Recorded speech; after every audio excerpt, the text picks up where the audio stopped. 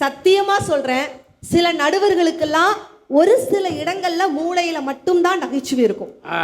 ஆனா உங்களுக்கு உடம்பு பூரா நகைச்சுவை சார்.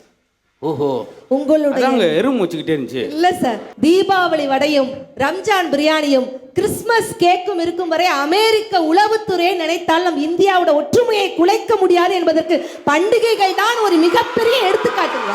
திருமணம் அந்த காலத்துல அப்படி இருந்துச்சு, இந்த காலத்துல அப்படி இல்ல. எங்க இன்னைக்கும் திருமணம் ஆண்பாலும் பெண்பாலும் அன்பால இணைந்தால்தான் திருமணம். வெளிநாட்டுக்காரங்க நம்ம நாட்டு திருமணத்தை ஆச்சரியமா பாக்குறாங்களே, அப்ப என்ன உங்களுக்கு எச்சரிக்கையா தெரியுதுன்னு நான் கேக்குறேன். அன்னைக்கு ஆண்பாலும் பெண்பாலும் அன்பால, ஆமா சார், இன்னைக்கு வம்பாலையில முடியுது. நாங்க வலது கால் எடுத்து வச்சதுக்கு அப்புறம் தான் உங்களுக்கு அதிர்ஷ்டம் வந்துச்சு சார்.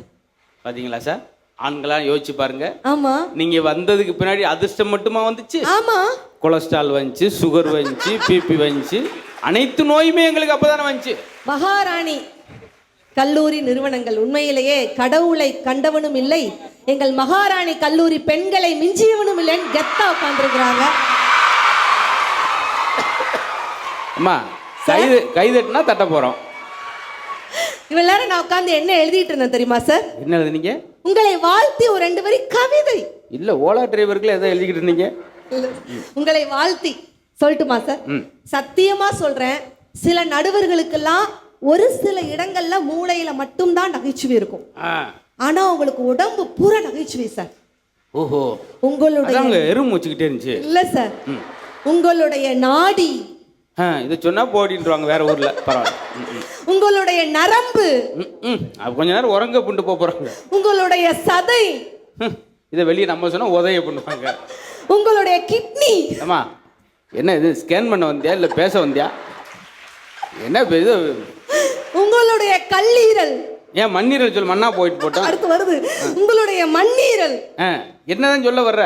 மொத்தத்துல உடம்பு பூரா நகைச்சுவை கொட்டி கிடக்கக்கூடிய நகைச்சுவை நடுவர் மதுரை முத்துசாருக்கு ஒரு பெரிய அரங்கு நிறைந்த கைத்தட்டல் கொடுக்குமாறு அன்போடு கேட்டுக்கொண்டு.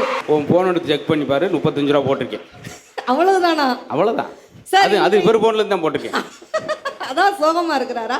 இன்றைய பண்டிகை சூழல் வந்து எதிர்கால தலைமுறைக்கு எடுத்துக்காட்டா எச்சரிக்கையா ஒன்னே ஒண்ணு சொல்றேன், தீபாவளி வடையும் ரம்ஜான் பிரியாணியும் கிறிஸ்துமஸ் கேக்கும் இருக்கும் வரை அமெரிக்க உளவுத்துறையை நினைத்தால் நம் இந்தியாவோட ஒற்றுமையை குலைக்க முடியாது என்பதற்கு பண்டிகைகள் தான் ஒரு மிகப்பெரிய எடுத்துக்காட்டுங்க. என்னங்க திருமணம் அந்த காலத்துல அப்படி இருந்துச்சு, இந்த காலத்துல அப்படி இல்ல. எங்க இன்னைக்கும் திருமணம் ஆண்பாலும் பெண்பாலும் அன்பால இணைந்தால்தான் திருமணம். குலம் கேட்டு குடும்பம் அறிந்து ஜாதகம் எடுத்து பொருத்தம் பார்த்து நல்லதொரு நாள் பார்த்து உறவுகளையும் நட்புகளையும் அழைத்து 10 நாள் முன் வந்து பங்காளிகள் பந்தலிட்டு 3 நாள் முன் வந்து முகூர்த்த காலிட்டு 3 முடிச்சு போட்டு 2 மனங்கள் இணைந்து ஒரு மனமாவது தான் திருமணம் அப்படின்ட்டு இன்றைக்கும் வெளிநாட்டுக்காரங்க நம்ம நாட்டு திருமணத்தை ஆச்சரியமா பாக்குறாங்களே, அப்ப என்ன உங்களுக்கு எச்சரிக்கையா தெரியுதுன்னு நான் கேக்குறேன். அன்னைக்கு ஆண்பாலும் பெண்பாலும் அன்பால, ஆமா சார், இன்னைக்கு வம்பாலையில முடியுது. என்னையா உன் முண்டாட்டி உன்னை திட்டுமா அப்படின்னு? ஆமா ஆமா, ஏன் 2 சொல்ற 2 சம்சாரமுக்கு அப்படின்றான்.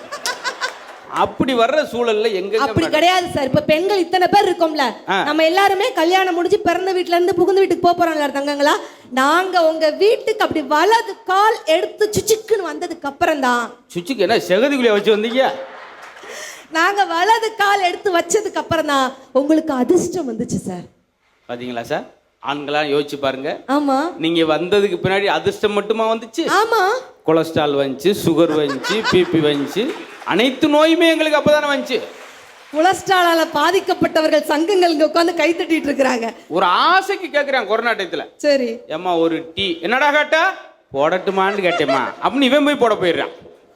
எங்க வீட்டுக்கார்ட்ட கேட்டேன், மாமா இந்த வருஷம் பொங்கலுக்கு நான் உங்க கூட இருக்க முடியாது, நான் எங்க அக்கா வீட்டுக்கு போகலான்னு இருக்கிறேன், என்னங்க பண்ணுவீங்க? நான் ஊருக்கு போயிட்டா நீங்க சாப்பாட்டுக்கு என்ன பண்ணுவீங்க மாமான்னு ஒத்த வார்த்தை சொன்னார், சாப்பாடு கிடக்குதுடி சாப்பாடு, மனுஷனுக்கு நிம்மதி தாண்டி முக்கியம் அப்படிங்கிறாருங்க. என்ன சார் பண்றது? மன நிம்மதி வேண்டும் என்றால் ஒரு சில நேரங்கள் நம்ம செவிடாகவும் குருடாகவும் இருந்தாக வேண்டும். அப்பதான் நம்ம நிம்மதி. கேட்காத மாதிரியே போயிடணும், பார்க்காத மாதிரியே போயிடணும். அதுக்காக நீங்க கேட்காத மாதிரி எந்திரிச்சு போயிடாங்க. அது வேற இது வேற. ஆனா உண்மையிலேயே தீபாவளி நம்ம பண்டிகைனா எல்லா பண்டிகைகளும் நம்ம பேசி ஆகணும். இப்ப போன வருஷம் தீபாவளி இல்லைங்க, வருஷம் சார், நல்லா கேளுங்க மஞ்சு அண்ணா, நல்லா கேளுங்க. எந்த வருஷம் தீபாவளிக்குமே என் வீட்டுக்காரர் என்ன தெரியுமாரு சார், எக்ஸ்கியூஸ் மீ சார், அணுகுண்டு வாங்குவார். ராக்கெட் வாங்குவார், எல்லா வெடியும் 1000 வாலா எல்லாம் வாங்குவாப்ல. ஆனா அந்த கம்பி மத்தாப்பு மட்டும் வாங்கவே மாட்டார் சார். என்ன ஆச்சரியம்? ஆமா நிஜமா, நான் கேட்டேன், ஏன் மாமா கம்பி மத்தாப்பு மட்டும் வாங்கவே மாட்டேங்க, எல்லா வெடியும் வாங்குறீங்க அப்படின்னு. என்ன சொன்னார் தெரியுமா சார்? நீ சிரிச்சாலே மத்தாப்பு மாதிரி இருக்கு. சரி கிளம்புவோம் மஞ்சு. ஒரு 12 மணிக்கு ஒரு பஸ் இருக்கான், திண்டுக்கல் கூடி இப்படி போயிடுவோம் குறுக்கு பாதையில். இதுக்கு மேலே இந்த கொடுமையை அனுபவிக்காம அவன் தீபாவளி அப்படின்னால வகுத்த வலி நெஞ்சு வலி வந்து படுக்கான். ஏன்னா செலவை நினைச்சு இவங்க கம்பி மத்தா இருப்பான். சில்லாஞ்சு இருக்கியே என்ன கொள்ளுற அரக்கியே, சில்லாஞ்சு இருக்கியே என்ன கொள்ளுற அரக்கியே. அடுத்த வரையும் தெரியுமா? இந்த பாட்டெல்லாம் நீங்க எழுதி பாடுறீங்களா இல்ல வந்திருக்கா? நல்லா இருக்கா இல்லையாப்பா? இன்னைக்குள்ள பாட்டு தானே எங்க. உண்மையிலே இந்த பண்டிகை திருநாள் எல்லாரும் கோவில் போவீங்களா? இன்னைக்குள்ள பாட்டுனா அந்த பிள்ளை கைது, நீ சில்லாஞ்சிருக்கா அப்படி உட்காந்துருக்கு.